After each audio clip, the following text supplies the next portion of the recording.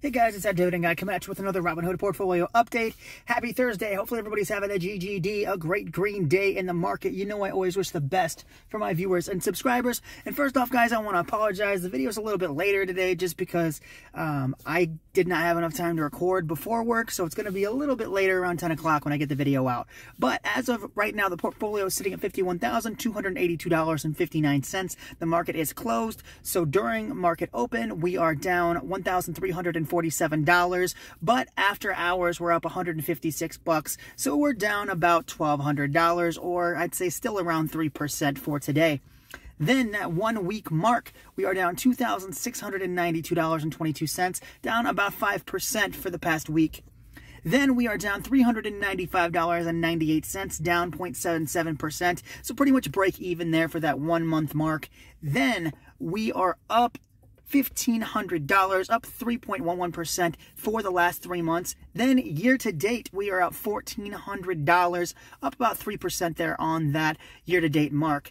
Then we are up $1,400, up 2.8% the past year. And then, of course, all time, we are up $15,943.77, a total accumulative return of 45% all time. And guys, I love this graph because it shows the reason why we need to be long-term focused. It's very easy to get caught up in these short-term fluctuations. And I get asked a lot, how does it feel to lose $1,000 in a day? You know, it doesn't necessarily bother me because I'm not worried about the overall portfolio and the value. I'm worried about that passive income generation. I want my month-over-month income to keep growing. That's the main goal of the portfolio. If it grows, awesome, but that's not the main goal. It will help, and it's nice to see, nice to have great green days in the market, but I actually prefer to have red days simply because that means we have deals within the portfolio, and I have an opportunity to reinvest into quality companies at the possibility that it might be lower than my average cost, which means my overall cumulative return is going to be higher simply because I bought shares at a lower price. So the farther they fall, the higher they're going to climb back up. Now, I do have a buying power right now of $105.43. I'm going to sit and let that compound being added to by that Altria dividend in April. At the very end of April, we are going to have a $300 dividend plus the realty income dividend from this month and next month should put me about $500 in the portfolio. So I'm super excited about that.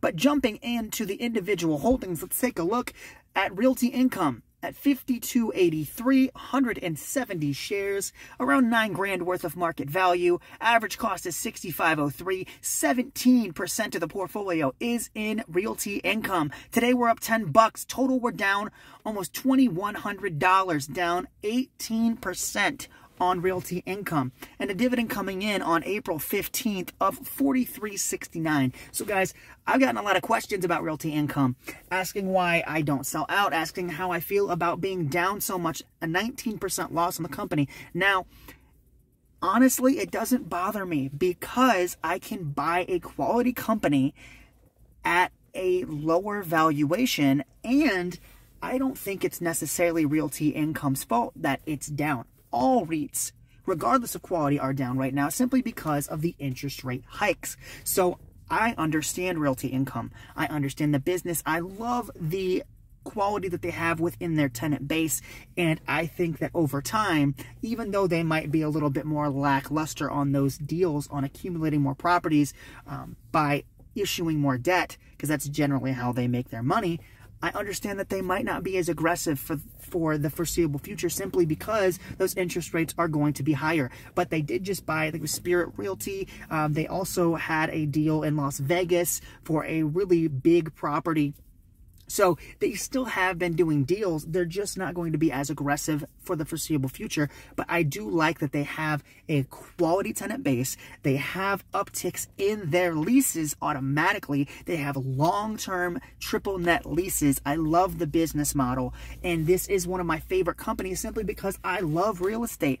I just don't want to take my money out of the stock market in order to buy and purchase a property. A real physical property. I'd rather own a company that manages a quality portfolio of tenants for me. And that's exactly why I love Realty Income so much. So I'm going to sit back, let that dividend keep growing. And at this point right now, Realty Income is the shining star in the portfolio. It is the furthest down from my average cost. So if I'm looking to redeploy those dividends and get the highest rate of return within the portfolio, right now, I believe it is actually Realty Income. But that does not mean I'm going to do that. I might end up buying, I plan on buying Visa soon. I could buy another share of Google. So just because I'm down the furthest on it does not necessarily mean that that is where I feel the best allocation of that capital is going to go. So it just depends on where the stocks are at when I get that dividend payment. So next up, we've got Altria at $41.75. We've got 320 shares, $13,000 worth of market value. Average cost is sitting at $47.27. 26% of the portfolio is in Altria. Today we're up we're down $118, down about 1%. In total, we're down almost $1,800, down about 12% on Altria.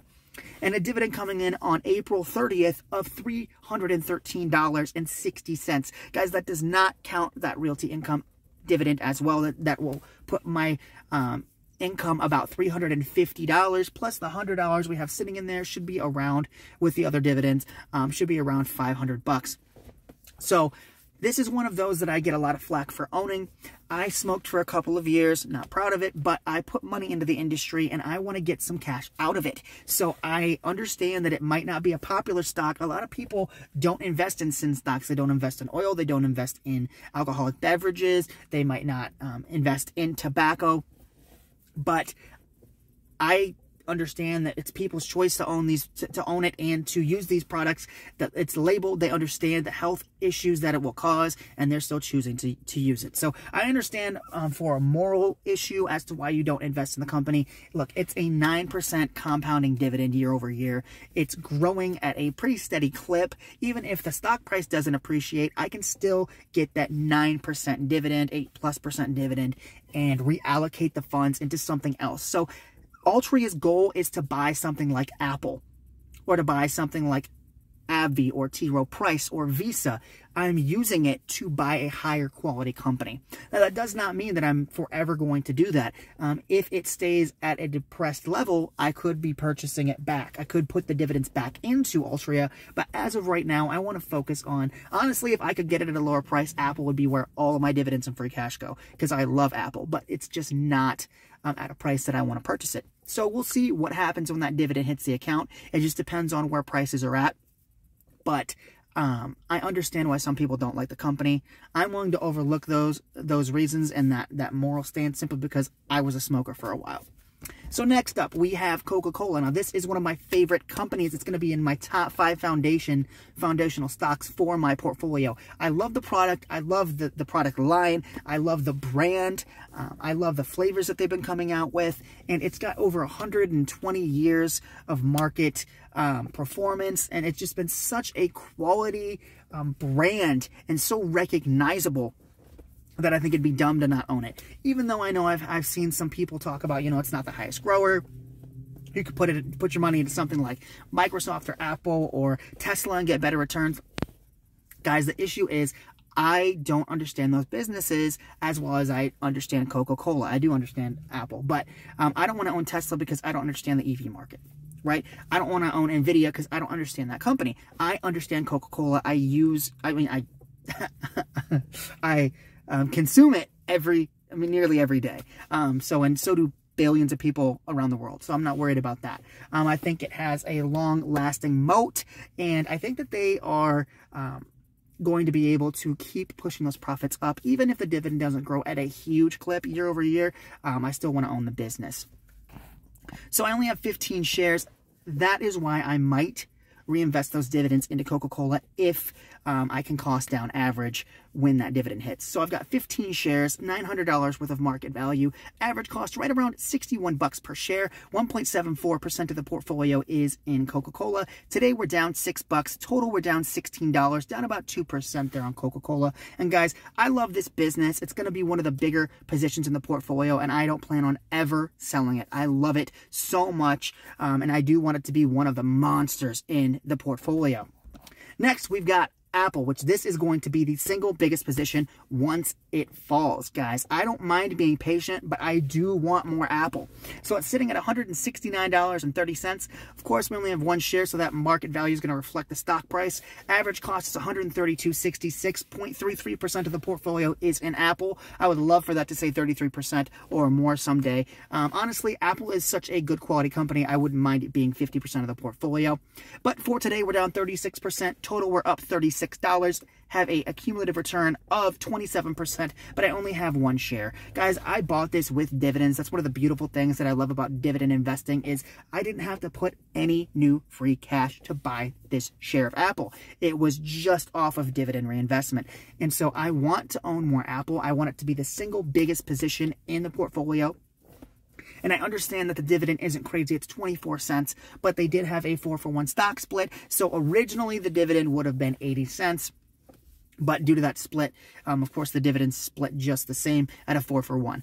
But I want Apple to be a huge position in the portfolio. I love the business. I love the ecosystem. I love the end-to-end compatibility. I love just how well they've structured their business and how easy it is to go from a Mac to an iPod to an iPhone. So I love just the streamlining of the business. And I do think that services sector is going to build year over year and become a much larger portion of their profits. And that's really where I see the growth for Apple. I love the iPhone.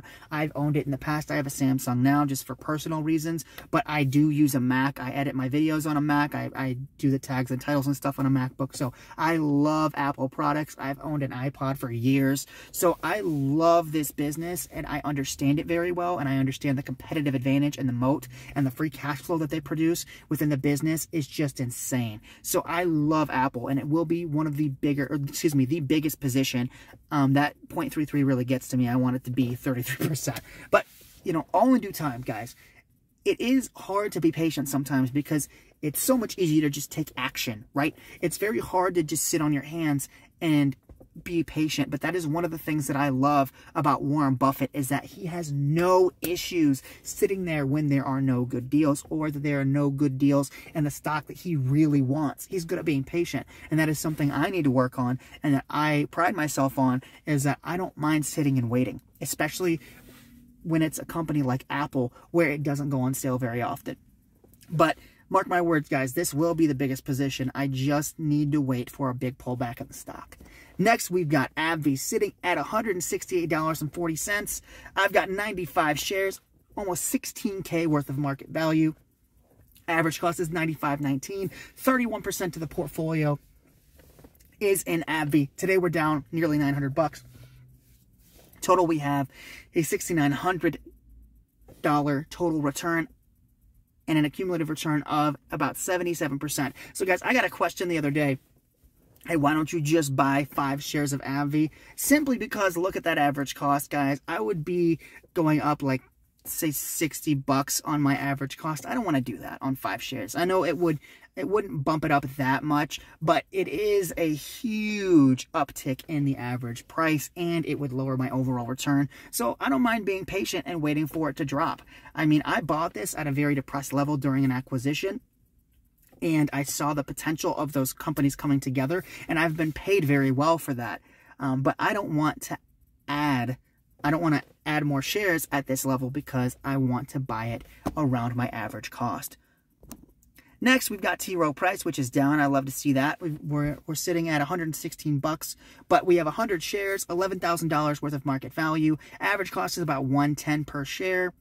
22% of the portfolio is in T. Rowe Price. Today, we're down $220. Total, we are still up $654 with a 6% return. So, guys, this is one of those that I feel like has been mispriced for quite some time. I jumped in at around 110, and a few years ago, it was priced at $200. So, asset management companies have been slammed due to the overall economy. COVID slammed it, and of course, just the overall market sentiment and overall economy, the feelings about the overall economy and where it's going really does reflect in the stock price of asset managers. So when there are interest rate bumps or some bad, maybe like a job report that comes out that's not good, it does affect T. Rowe Price. And this is one of those stocks that I have analyzed. I feel comfortable owning it, and I think I could get a 50% plus return, including dividends and stock appreciation. So I don't mind holding this and letting it rise. So that 6% return, I think it will be like a 50% return. Plus, I get that growing dividend. It's a dividend aristocrat, and I plan on holding this for the long term. So I would want to buy more shares, but I just don't want to buy it at those prices. And then, of course, we've got Google, ticker symbol GOOG, sitting at $150.22. We've got one share. Of course, our market value is reflected on the price. Average cost is $155.47. 0.3% of the portfolio is in Google. Today, we're down $6. Total, we're down $5. But I would love to buy more Google. And if it stays at a lower price, I would happily buy more. It's just I want to add Visa with that Altria dividend. But if I have enough spare cash, I might put it back into Google. And one thing that I do want to point out is I know Google does not pay a dividend. So I have a few companies that I'm looking at: Google, Berkshire, and Meta. None of them pay dividends, and I'm okay with that. Guys, I'm 28, so I have a very long-term mindset when it comes to dividend growth and dividend growth investing. Just because these companies don't pay now doesn't mean that they'll never pay. And given my age, I have 40 plus years before I'm going to retire, and I want some growth. There's nothing wrong with, you know, changing your strategy a little bit. Most of my capital is going to be in dividend growth stocks, but I love Google. I use Google all the time. I upload videos on YouTube, you know, 5 days a week. So why not own, you know, the platform, a piece of the platform that I'm putting videos up on? It just makes sense to me. So if I use it and I understand it, and I understand the AdSense revenue, so I want to own a piece of Google. So even though it does kind of changes a little bit of my strategy, and I understand why people were a little confused that I bought it, but it's just one of the companies that I love, guys. And I feel like if the quality of the company is good enough, if the company is managed well enough and understands how to reinvest back into the business, I'm willing to overlook that dividend. So I love Google. It'll be one of the bigger positions in the portfolio. I feel like it can be in the top 5 foundational stocks. Speaking of Visa, so this is going to be the stock I plan on buying with that Altria dividend if it stays below my dividend payment, which I feel like it will. But it's sitting at $274.09, so I'll be able to buy one share and probably have about $40, $50 left over from that purchase. But guys, just like Google, I use this stock every single day. Like I go to Wendy's all the time, or McDonald's, or pay an electric bill, whatever it is, I swipe my Visa card. My Visa card gets charged, and the payment goes through the network, and they collect a fee for every payment. So I might as well own the card I'm swiping everywhere, because whether I like it or not, I'm being charged to use that card on that payment processing network. So I might as well own Visa and get a piece of that payment structure, that payment network. So I love Visa. I understand the business really well. I like MasterCard as well. I just prefer Visa simply because I personally have it in my wallet. So this is going to be one of the top 5 foundational stocks as well. I want it to, within reason, I want the overall portfolio positioning to be Apple, then Visa, then Coca-Cola, Google, and I would like it to be Berkshire, but I wouldn't be surprised if it was AbbVie, T. Rowe Price. That 5th spot is probably going to fluctuate quite a bit just because the overall value of the individual holdings might change, but I do want the top 3 to stay pretty consistent, and if something like T. Rowe Price or Facebook overcomes or takes over the spot of Visa or, say, Apple, I'm going to put more capital into those dividend-paying companies.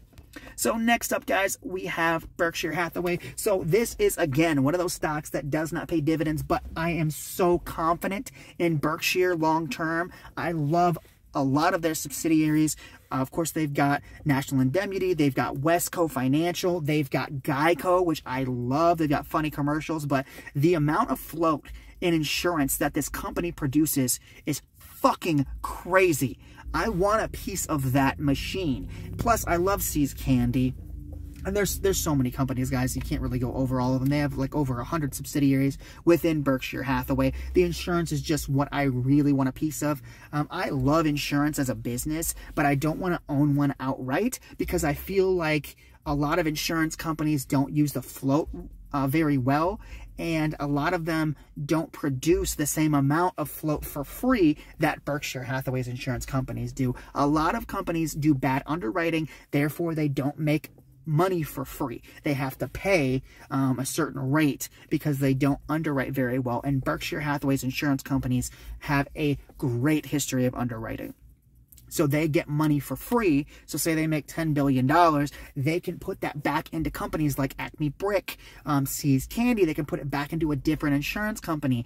They can put it into any number of businesses. And that's why I want to own Berkshire, because companies like Chubb or Travelers or Allstate, they do produce a good amount of float. I've looked into the companies, but they just don't have that conglomerate setup that Berkshire has. And they have the ability to pour that money into other companies and build up the business with that float that they do very well at underwriting. So they get free money, they put it into companies, and then they have excess that they can use to buy other businesses or public companies. And that's really the magic behind Berkshire and their overall growth. Now, sometimes the acquisitions don't go as well as they want. Sometimes they put too much money in or they pay too much, and it takes a little bit longer for them to get a good return on their investment. But I just love the insurance arm of Berkshire Hathaway. And then, of course, to finish it out, we've got Meta platforms. So, guys, I love Facebook stock. I feel like it has a lot in common with Google. I use Instagram and Facebook every single day. I understand the family of apps that they have, and I understand how the business stays competitive. They're very innovative. For a while, I was struggling with investing in something like social media or social media platform like Facebook, but I think they have such a good moat and competitive advantage, and they stay competitive and innovative. And I think Mark Zuckerberg is a great CEO. He's dealt with a lot of the online BS very well and had good answers and fired back and just run the company very well, especially when they were worried about investing in the metaverse. He spent some cash on it.